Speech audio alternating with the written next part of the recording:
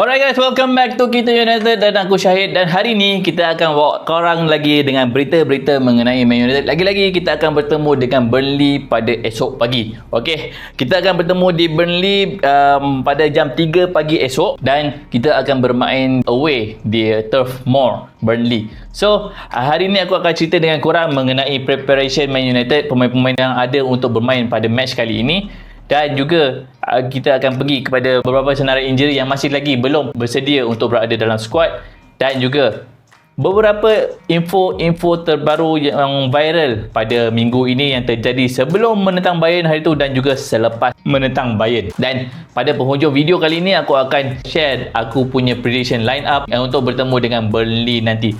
So, make sure korang stay tune sampai habis dan pastikan korang subscribe dan memberikan thumbs up untuk sekiranya korang suka dengan video yang bakal korang tengok kali ini. So, let's get to it. Okay, Man United akan menentang Burnley pada pukul 3 pagi pada hari Ahad waktu Malaysia.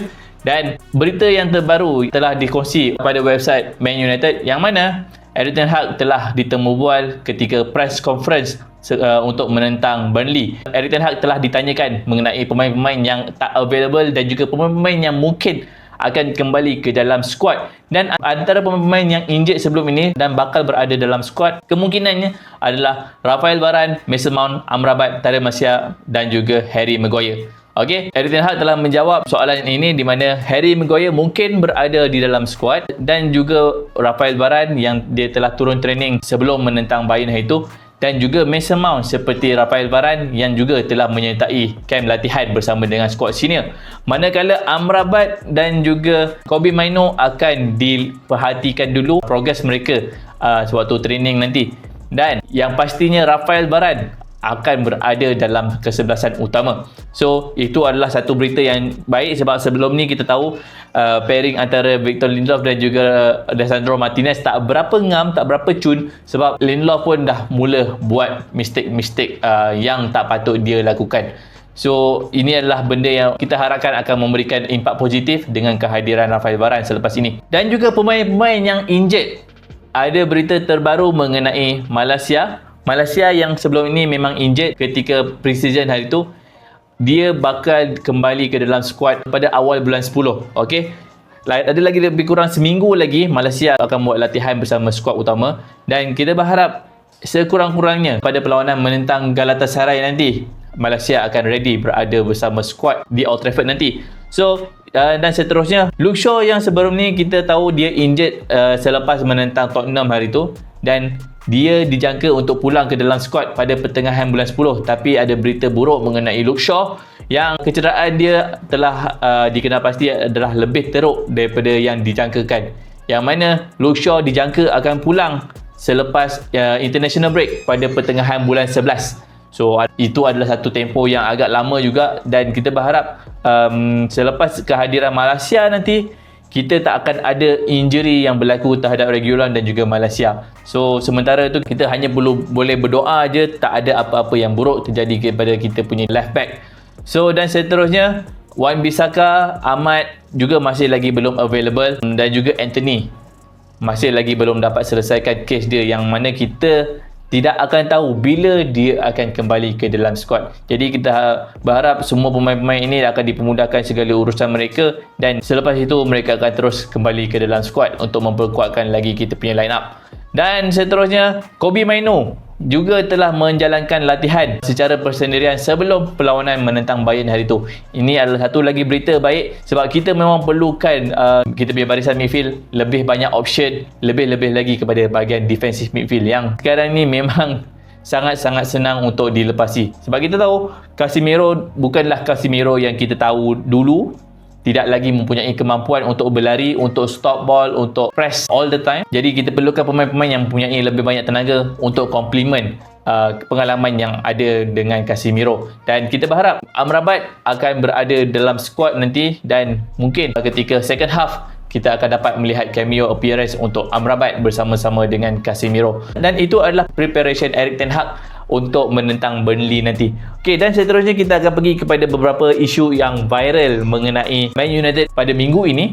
Antaranya adalah temu bual Ole Gunnar Solskjaer dengan satu portal berita iaitu The Athletic, yang Ole telah membincangkan beberapa isu semasa dia berada bersama dengan Man United. Dan antara persoalan yang ditanyakan kepada beliau, apakah benda yang dia miss ketika berada bersama Man United, dan antaranya adalah dia sedih sebab tidak dapat memenangi trofi, yang mana kita terlepas the only chance untuk menang trofi ketika menentang Villarreal, yang mana kita kalah 11-10 secara penalti. So itu adalah satu momen yang sangat-sangat menyedihkan, dan sekiranya kita menang that trofi waktu itu, mungkin masa depan Ole akan lebih panjang. Tapi ia tidak terjadi, dan apa yang telah terjadi itulah yang terjadi. Dan moving forward, dia juga ditemu bual mengenai kehadiran Cristiano Ronaldo kepada squad. Okey, kita tahu Cristiano Ronaldo masa dia masuk dekat dalam Man United, Oleh dia mengatakan bahawa dia merasakan transfer Ronaldo ke Man United adalah satu tindakan yang betul, yang susah untuk dielakkan, tetapi dia mengaku yang tindakan menandatangani Ronaldo adalah satu benda yang sepatutnya tidak berlaku. Alright, dia tak menjagakan kehadiran Ronaldo ni merosakkan momentum klub, dan aku rasa ini adalah satu benda yang menyedihkan sebab Cristiano menyumbang 18 gol untuk season pertama dia. Mungkin dia memberikan kesan kepada squad sebab squad terpaksa adapt kepada dia punya ability, dia punya style of play. Tapi bagi aku Ole sepatutnya lebih firm. Alright, lebih firm untuk handle situasi sebegini. Sebab aku rasa Ole ni dia bukanlah satu manager yang keras bagi aku. Okey, dia lebih banyak mendengar luahan-luahan pemain itu dan ini, dan dia tak mampu untuk membuat satu tindakan yang drastik untuk kebaikan squad. Dan juga dia punya kemampuan untuk rotate player pun juga dipersoalkan juga. So bagi aku sangat sedih lah kalau dia menyatakan Ronaldo ni adalah satu tindakan yang tak betul, sebab Cristiano Ronaldo contribute kepada squad, dan mungkin ada players-players yang dekat situ yang tak dapat adapt dengan kemampuan Cristiano Ronaldo. Ia bukan salah Cristiano, tapi ia adalah salah pemain-pemain yang lain yang tak boleh nak upkan diorang punya performance dekat dalam training. Seperti yang kita dengar pada sebelum ini yang terjadi kepada Jadon Sancho, yang memberikan kesan kepada mereka punya performance atas padang. Dan satu lagi mengenai Jadon Sancho, yang Ole memang nak sign Jadon Sancho, tapi bila dia dah sign, dia kata Sancho ni konflik dengan Marcus Rashford, yang mereka bermain di posisi yang sama, iaitu sebagai left wing. Dan ini menunjukkan lagi lah Ole punya kemampuan sebagai manager. Dia sebenarnya tak firm. Dia sangat tak firm, terlalu banyak mendengar luahan pemain-pemain ni, dan sepatutnya dia lebih firm dan memberitahu kau nak main, kau main position ni. Sebab dia adalah manager dan dia patut mengawal pemain-pemain ni supaya pemain-pemain ni dapat memberikan apa yang dia nak. Tapi sebaliknya bukan itu yang terjadi. Dia masih terlalu mendengar luahan pemain ni, memanjakan pemain-pemain ni, dan kesan dia sampai sekarang yang pemain-pemain manja ni, pemain-pemain toksik ni masih lagi berada dalam squad dan tidak mahu upgrade, tak mahu meningkatkan lagi performance mereka di atas pedang dan juga di padang latihan. So, ia sangat-sangat menyedihkan, sangat-sangat mengecewakan dengan Ole meluahkan benda-benda ini. Dan aku harap benda ni akan berubah dalam masa terdekat, dan Erik ten Hag aku percaya adalah orang yang sesuai untuk melakukan benda-benda sebegini, mengeluarkan pemain-pemain toksik ni supaya Man United akan dapat move forward dengan lebih solid. Dan yang terakhir, dia ditanya mengenai managers yang berada di bawah Glazer sejak zaman David Moyes pergi kepada Van Gaal, Mourinho, yang mana first season managers ni akan perform. Ini terjadi kepada Van Gaal, terjadi kepada Mourinho, dan juga terjadi kepada Ole. Tapi bila second season semuanya mula stagnan, dan third season support daripada board akan mula menurun. Dan Ole ada mengatakan dalam interview ni, dia kata kita berharap Erik ten Hag adalah orang yang dapat kekal survive sampai season ketiga dan akan break cycle ni. Dan inilah aku cakap sebelum-sebelum ini juga, kita kena kekalkan manager ni untuk satu tempoh yang lama supaya dia dapat memberikan stability kepada squad. Sebab managers bertukar, players akan hilang momentum, rhythm pun akan berubah, strategi transfer pun akan berubah. So lebih banyak manager tukar, kau tak akan dapat performance yang long term, semuanya akan short term. Dan aku harap fans-fans yang melihat video ini yang mahukan Erik ten Hag out akan sedar, kau tukar manager, strategi transfer akan berubah, strategi transfer akan berubah, permainan akan berubah, taktik akan berubah, mentality pun akan berubah. Sebab managers ni lain filosofi. Managers ni lain cara dia. Macam Van Gaal, dia nak main total football. Jadi dia nak pemain-pemain yang mempunyai football technical abilities yang tinggi. Tapi bila Van Gaal dah keluar, pemain-pemain ni tak diperlukan oleh Jose Mourinho.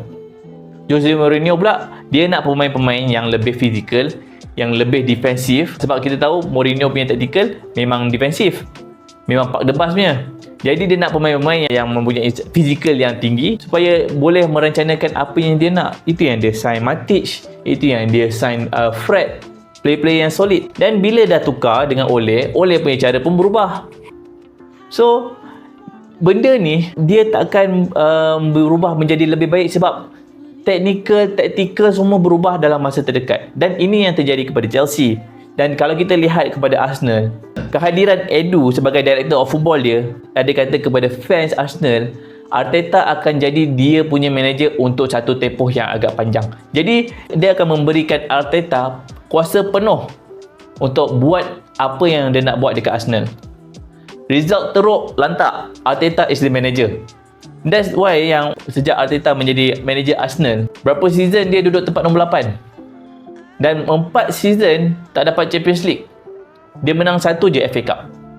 Tapi now, sejak last season and then moving forward to this season, diorang dapat satu tactical, satu orang kata cohesion antara squad dan juga chemistry dekat dalam pasukan. Mereka sekarang now lebih solid dan apa yang diperlukan oleh Arteta dia dah mula dapat. Ini yang kita nak. Dan ini juga yang terjadi kepada Klopp. 9 tahun bersama Liverpool, mula-mula tu bukannya terus dapat kejayaan ataupun berbunga-bunga di cerita dia. Semua cerita dia kena terpaksa melalui proses yang sangat-sangat kotor. Jadi korang yang nak Erik ten Hag out ni, aku harap korang faham actual situation yang terjadi sekarang. Jadi korang kena back the manager. Walaupun apa pun yang terjadi untuk satu tempoh, mungkin 3 season, 4 season ni. Alright, so itulah dia mengenai berita yang berkaitan dengan Ole dan juga masa depan Man United dan apa yang terjadi kepada Man United sekarang. Dan yang seterusnya adalah leakage information mengenai dressing room Man United kepada wartawan. Baru-baru ni ada satu statement dikeluarkan oleh Sam Luckhurst, iaitu seorang jurnalis daripada Manchester Evening News yang memang kerja dia cerita pasal Man United. Dan Sam Luckhurst ada mengatakan bahawa ada pemain-pemain yang dirahsiakan menyebarkan info yang mereka melahirkan kerisauan mengenai taktik yang digunakan oleh Erik ten Hag dan juga favoritism yang diamalkan oleh Erik ten Hag. Come on! Kalau betul lah pemain-pemain ni meluahkan ataupun membocorkan information ni, diorang tak layak berada di Man United. Sebab apabila kau jadi player Man United, tugas kau adalah work hard untuk merebut position kau dalam first team. Bila kau tak dapat peluang, kau terus mengadu kat wartawan, that is not the right way. Bagi aku, that is not the right way. Kalau kau rasa kau tak puas hati dengan manager, kau speak directly kepada manager. Speak directly kepada dia. Kau perlukan peluang dan kau perlu buat apa yang manager tu suruh. Dan sekiranya kau punya performance dekat dalam padang latihan memberikan satu impression yang besar kepada kau punya manager, mustahil manager kau tak pilih kau. Mesti dia akan pilihnya. Jadi players-players ni kena stop lah jadi manja sangat. Jadi budak-budak yang macam budak-budak kuat merengek macam tu. Dan kerja keras lah guys. Kerja keras.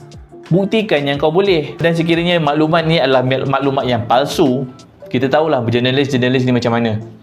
Cuba usik Man United sebab dia tahu selagi boleh petik nama Man United, diorang boleh jual berita diorang. Dan ini adalah benda yang terlalu common sangat berlaku. Dia adalah satu benda yang mengecewakan. Sebab sebelum ni Ferguson pun dah sound dah. Ferguson pernah sound dekat jurnalis supaya jurnalis ni menceritakan benda yang sebenar, menceritakan benda yang tidak diputarbelikkan. Dan biasalah bila cakap pasal jurnalis ni, semua nak clicks, semua nak berita diorang tersebar dulu, nak buat duit dulu, dan sanggup menyebarkan berita-berita palsu demi diorang punya reputasi ataupun diorang punya engagement. So itulah antara berita yang viral pada minggu ni. Dan sudah tiba masanya untuk aku buat prediction line up untuk Man United menentang Burnley. So pada bahagian goalkeeper, aku masih berharap Onana akan diturunkan. Ramai yang kata boleh bagi peluang kepada Altay Bayindir. Aku tak rasa Bayindir dibeli untuk menjadi rotation kepada Onana, dia lebih kepada backup. Jadi kemungkinan besar Bayindir akan diturunkan untuk menentang Crystal Palace dan itu adalah harapan aku. Onana masih lagi goalkeepers dan aku harap pada perlawanan ini kita tak akan bolos untuk memberikan lebih confidence kepada Onana. Dan pada bahagian defensif kanan pula kita akan ada Diogo Dalot. Di bahagian central defenders pula Rafael Varane bersama dengan Lisandro Martinez. Pairing yang sangat-sangat kita perlukan untuk kita punya squad. Sebab kita tahu Victor Lindelof terlalu banyak error prone pada perlawanan menentang Bayern dan kehadiran Rafael Varane aku harap akan memberikan lebih banyak solidity kepada kita punya squad. Dan seterusnya di bahagian defensif kiri Sergio Reguilon. Sebab tak ada pemain-pemain lain dah. Memang dia saja dan aku harap dia akan teruskan dia punya momentum dia ketika menentang Bayern ke dalam perlawanan menentang Burnley ni. Alright, so di bahagian midfield pula, midfield trio aku berharap Mason Mount akan diturunkan bersama dengan Bruno Fernandes dan juga Casemiro. Dan tiga orang ni aku expect akan memberikan energi seperti yang mereka tunjukkan menentang Tottenham Hotspur pada first half. So mereka pressing players, break play opponents dan juga memberikan kita lebih banyak possession di opposition punya side. In the second half, kita boleh expect mungkin Sofyan Amrabat akan masuk pada minit ke-60 lebih kurang macam tu untuk memberikan lebih stability kepada kita punya defensive midfield. Seterusnya, bahagian forward kita, aku expect trio Pellistri, Rashford dan juga Højlund. Mungkin ada yang mempertikaikan kebolehan Pellistri. Guys, Pellistri masa lawan Bayern tu dia melentang siapa guys? Menentang Davies. Alphonso Davies. Badan memang dah solid, player yang dah complete. Physical ada, kelajuan ada. Jadi kita tak boleh nak expect banyak untuk Pellistri beat dia. Jadi Pellistri untuk menentang Burnley ni aku harap dia akan diberi peluang lagi sekali dan dia boleh tunjukkan kemampuan dia sebab benda ni adalah proses. Lagi kau tak bagi peluang kepada pemain-pemain ni untuk tunjukkan kebolehan dia, selagi itulah dia susah untuk develop. Dan juga sebelah kanan mungkin ada yang mahukan Garnacho. Aku rasa Garnacho akan masuk pada second half untuk memberikan lebih banyak tekanan kepada defensif Burnley yang waktu tu mungkin mereka dah mula penat. Jadi Garnacho ada energi dan ia akan memberi lebih banyak tekanan kepada opponent. Dan yang terakhir adalah number 9 Rasmus Højlund. Okay, Rasmus Højlund yang sebelum ni progression dia sangat baik. Menentang Arsenal dia dapat lebih kurang 20 minit. Lawan dengan Brighton dia dapat lebih kurang 60 minit. Lawan Bayern dia dapat lebih kurang 70 minit. Dan aku harap menentang Burnley ni mungkin dia akan dapat lebih kurang 80 ke 85 minit sebelum Anthony Martial dimasukkan untuk menggantikan dia nanti. So itulah aku punya prediction untuk line up kali ni. So sekiranya korang suka dengan aku punya prediction line up, pastikan korang tekan butang like, share dan korang boleh beritahu apa pendapat korang mengenai line up. Korang boleh komen dekat bawah dan insyaAllah aku akan reply. So thank you for watching dan I'll see you in the next one. Bye bye.